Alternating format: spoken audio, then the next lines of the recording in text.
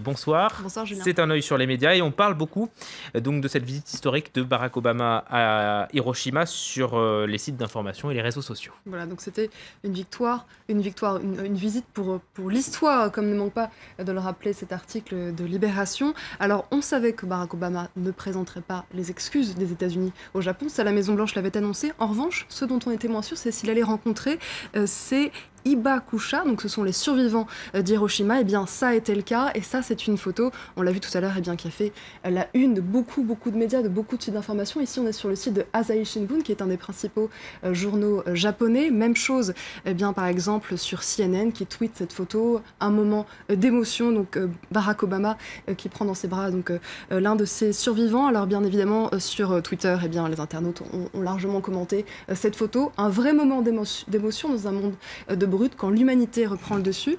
Et puis on a ce journaliste du site d'information Politico qui lui a pu discuter après donc la cérémonie avec ce survivant, et qui est âgé de 79 ans, et qui explique bien que cet homme il a dit en fait que cette journée pour lui elle était comme un rêve. Donc finalement mission accomplie, on va dire, pour Barack Obama. Et puis apparemment cette cérémonie a convaincu aussi les Japonais, parce que là en fait vous voyez, ils font la queue à l'issue de la cérémonie pour prendre une photo de la couronne de fleurs que Barack Obama a déposée donc devant le mémorial. En Allemagne, cette fois, la marque Kinder a changé l'emballage d'un de ses produits et ça déchaîne la colère du mouvement Pegida. Voilà, donc avant, c'est vrai qu'on avait l'habitude d'un petit garçon blond, la peau claire tout à fait au goût du mouvement Pegida. Ces nouveaux visages lui plaisent moins.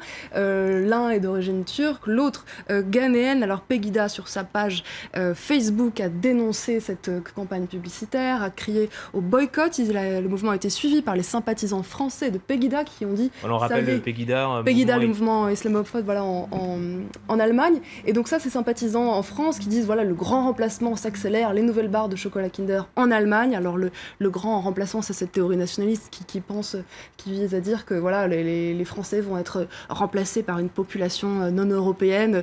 Donc comme le titrait ironiquement Libération, le grand remplacement passe aussi par les Kinder. Alors en fait, cet article de Deutsche Welle nous explique de quoi il s'agit. En fait, Pegida s'en est tout simplement pris aux joueurs de la Mannschaft, donc l'équipe de foot allemande qui va participer notamment à l'Euro 2016, et tous les visages qu'on voit sur ces paquets de Kinder, ce sont les visages des joueurs quand ils étaient petits. Et donc effectivement, les deux qui ont fait hurler Pegida, ce que je vous disais tout à l'heure, l'un est d'origine turque, l'autre ghanéenne. Alors cette campagne de publicité Kinder, on la voit là au total, donc tous les joueurs à leur place sur leur terrain.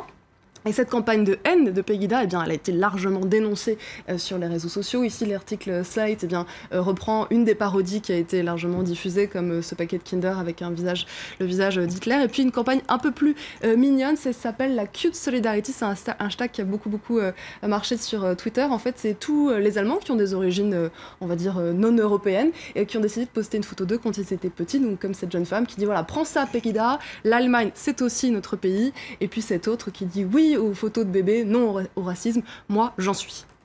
Et au Kinder, on passe aux choux de Bruxelles, Inès. Voilà, c'est peut-être moins populaire auprès des enfants. Je sais pas si vous préférez les choux de Bruxelles je préfère le Kinder, ou le chocolat. Oui, moi aussi.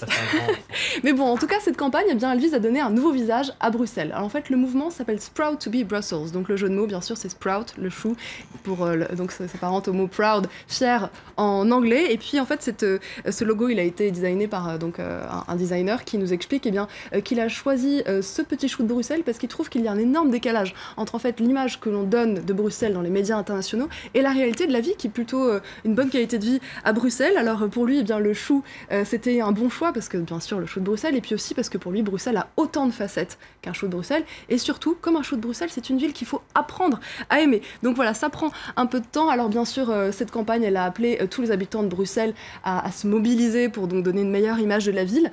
Et donc cet article de la RTBF nous explique que Bruxelles, c'est vraiment une campagne qui n'a ni but économique ni but politique. Elle est vraiment entre les mains des habitants qui s'en sont donnés à cœur joie, donc pour mettre leur petit chou de Bruxelles un peu partout, sur les panneaux de signalisation.